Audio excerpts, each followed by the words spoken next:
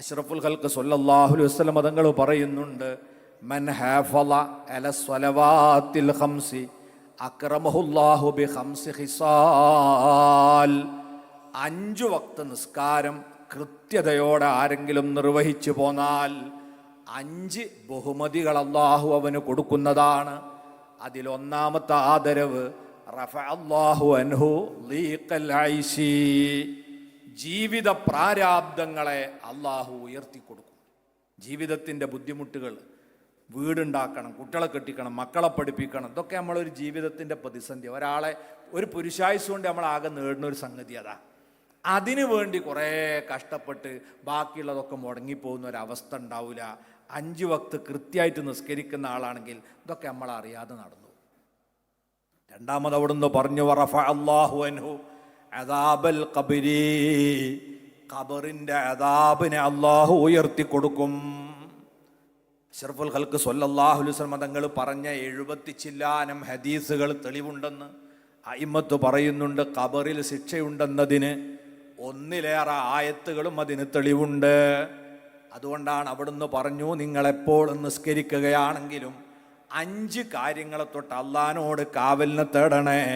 അല്ലാഹുമ്മ ഇന്നി അഊദു ബിക മിൻ അദാബിൽ ഖബരി വമിൻ അദാബിൻ നാരി വമിൻ ഫിത്നത്തിൽ മഹ്യാ വൽ മമാതി വമിൻ ഫിത്നത്തിൽ മസീഹിദ് ദജ്ജാൽ.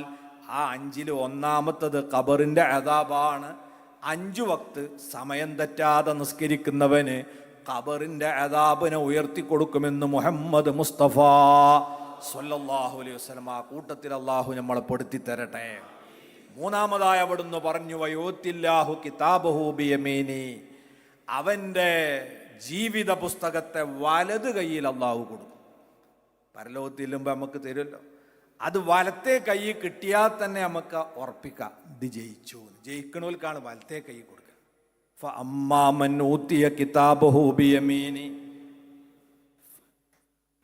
അതാ വലത് കൈയിൽ കിതാബ് കിട്ടിയ ആള് ഫയഖൂലു ഹാ ഉഖ്റഉ കിതാബിയാ, സന്തോഷത്തിന്റെ ഹാ ആണ്. ദാ ഹാ ഒന്നോളിയോ, എൻ്റെ കിതാബ് ദാ വായിച്ചു നോക്കി. 10 A+ കിട്ടിയ കുട്ടികളുണ്ടെങ്കിൽ ഞങ്ങൾ ദാ അത് വേഗം വാട്സപ്പിലിടും, വിളിച്ചു പറയും, എല്ലാവരും എത്തി. എന്നാൽ ഇത് കാലാകാലത്തേക്കുള്ള വിജയം, അവർ SSLCൻ്റെ വിജയമല്ല. വലത്തെ കൈ കിതാബ് കിട്ടിയാൽ തുള്ളിച്ചാടുകയെന്നാ, ദാ വായിച്ചു നോക്കി ഞാൻ എൻ്റെ കിതാബ്.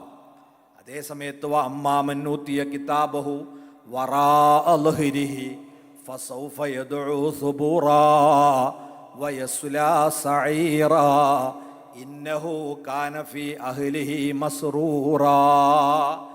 ഇടത് കയ്യിലാണോ കിതാബ് വെക്കപ്പെടുന്നതെങ്കിൽ നിലവിളിയാണ്, അട്ടഹാസമാണ്, കരച്ചിലാണ്. അവനതാ ഭീതിയിലും ബേജാറിലുമാണ്. കാരണം അത് പരാജയത്തിൻ്റെ അടയാളമാണ്. അള്ളാഹു ആ കൂട്ടത്തിൽ നമ്മൾ പെടുത്താതിരിക്കട്ടെ. അതിന് 5 നേരത്തെ നിസ്കാരം ഉമ്മമാരെ, കുട്ടികളൊക്കെ മുറ തെറ്റാതെ നിർവഹിക്കാൻ പരിശീലിപ്പിക്കണം. 4ാമത്തെ നേട്ടം എന്താണ്? വയമുറു അലസ്സിറാത്തിക്കൽ ബർഖി, നരകത്തിൻ്റെ മുകളിലിട്ട പാലമുണ്ട്, സിറാത്തു പാലം.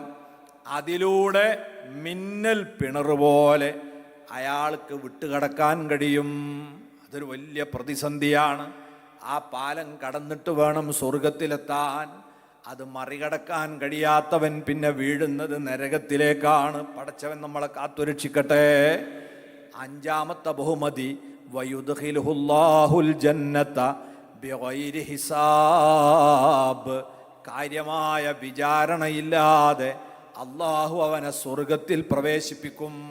കാരണം ആദ്യത്തെ വിചാരണ നിസ്കാരം, അതിൻ്റെ കോളൊക്കെ പൂരിപ്പിച്ചിട്ടുണ്ട്. സുബയൊന്നും ഖളാഇല്ല, ളുഹറുണ്ട്, അസറുണ്ട് ഒക്കെ ഉണ്ടെങ്കിൽ ബാക്കിയുള്ളതൊക്കെ കുറച്ച് അല്ലാഹു തആല അഫ്വു ചെയ്യും, പിന്നെ എളുപ്പാക്കും.